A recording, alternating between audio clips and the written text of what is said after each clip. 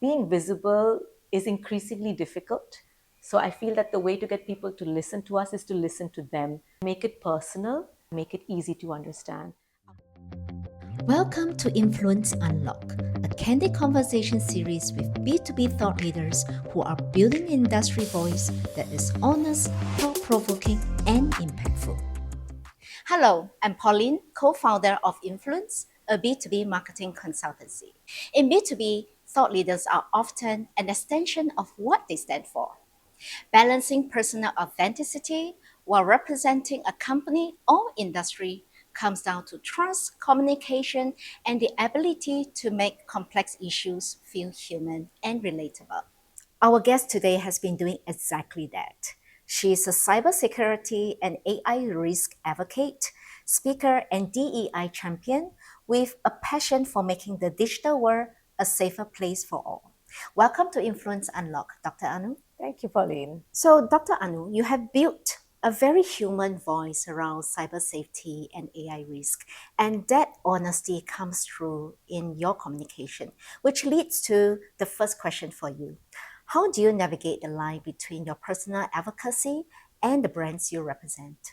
So, Pauline, that's a question that makes me take a few steps back. I have to give you a little bit of my history because my personal advocacy is very much related to my professional advocacy. And I started my professional journey in the nonprofit space in India in the early 2000s. I think a lot of people wouldn't know this.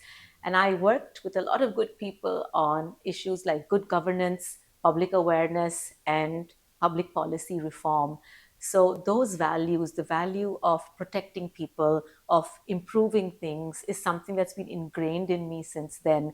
So, when I moved to academia and now my own business, those values are really strong. And I realized even back then that organizations that I worked with, whether it's government or corporate or nonprofit, no one is inherently good or bad. You can't see things as black and white. There are good people everywhere. So when you're working and partnering with other organizations, what values are both of you sharing is something I look at. What are we moving towards? What's that final outcome? Because if we can align on that, that's where the magic happens. So, cyber content can sometimes turn quickly into fear mongering or jargon. How do you keep that voice authentic while still being responsible and accurate? So I'm going to move this from the cyber world to the larger digital world that we live in, because we're living at a time where everyone's rushed. There's a lot of stuff happening online, and it's an attention economy. So being visible is increasingly difficult. Becoming visible and credible is a journey. But once we get there, after that long journey, how are we sure that people are listening to us or that they even remember what they're listening to? So it's a great question. For me, as an educator, I always want to make sure that my learners, my students, they understand because I make it easy to understand. I want to make sure that they love learning with me. I make learning fun. I make it personal. For example, if you are a parent or you want to look after your senior parents, that's how we make cyber awareness personal. It's not this big fancy concept. It actually means something to us. And so, from my journey as an educator, I really learned that everyone has a backstory. Everyone has something that we can learn from. So I don't go in thinking I know everything. So I feel that the way to get people to listen to us is to listen to them, understand what matters to them, and bring them along with us on this journey.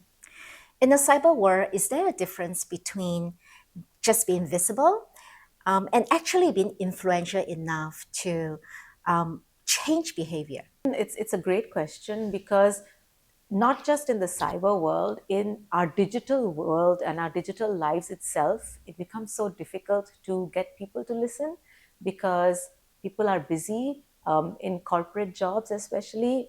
Everyone is working towards a goal. We're juggling a lot of tools.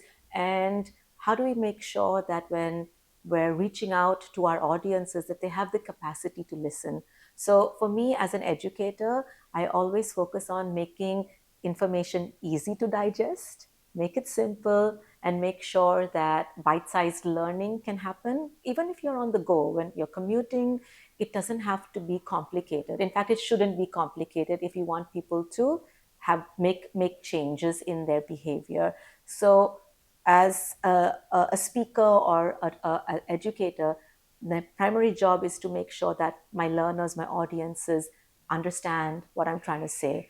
The next step is to make them want to make change, change in behavior, change in the way they think. How do we do that? One way is to make it personal, make it relatable. So if it's cyber awareness and I'm going into an organization, I will talk to other parents like me, because parents always have the same concerns. So they might not care about organizational risk, but they care about their families. And that's that starting point, that relatable, personal starting point. And when I'm talking to people, I don't claim to know everything. No one does.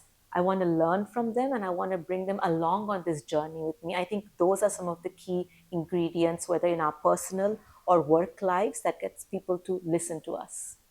How do cultural nuances like humility and relationship building lead the way you lead conversations? So much of our work is about the human being. And for me, I grew up every 3 years growing, moving from place to place. Since I was a baby till I moved to Singapore in 2008, I moved every 3 years, which meant that whether in India or abroad, I was learning. I was learning about new cultures. I was learning respect for other communities. And one of the key takeaways from that lifestyle is that everyone deserves respect for who they are inherently as a human being. None of us are better or worse than anyone else, depending on our color, skin, religion, whatever. So that's something that I deeply believe in. And I think when you meet others with that feeling of respect and empathy, that's where the relationship building happens. And I think that has been key for me, because I'm a global nomad in some ways, but I have strong Indian roots. And the Indian and Asian in me does believe that humanity, humility, community is important. Can you tell our audiences 3 ways to keep anyone or any organization cyber safe? Mm.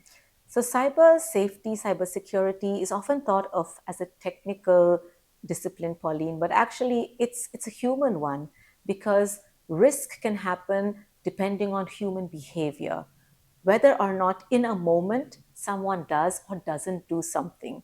So, I have a very simple 3 word mantra that I share right now: is stop, breathe, think. Stop, breathe, think. Yes. So stop is, imagine this scenario. It's becoming more common. Your boss sends you an email asking you to make a transfer. So the first thing you do is stop, because you resist taking an action. You put a pause in it.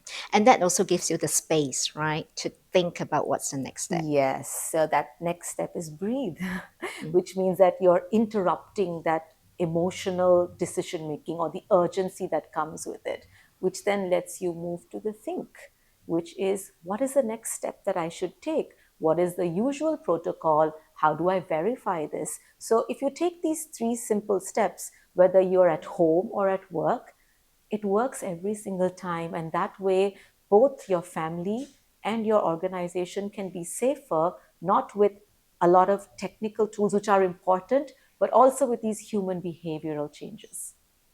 So, how do I know how cyber aware I am? That's a great question, Pauline, because most people think they are more cyber aware than they actually are. So we've created this short quiz. It's 6 questions. It will take only 2 minutes of your time. And by that, you'll figure out how cyber aware you are and where the risks lie. So, if you want to know how cyber aware you are, just scan the QR code on the screen, answer the 6 questions, and find out where you are. So, thank you, Dr. Anu, for sharing your thoughts today. Thank you for having me, Pauline. Thank you. And that's Influence Unlock. See you in the next episode.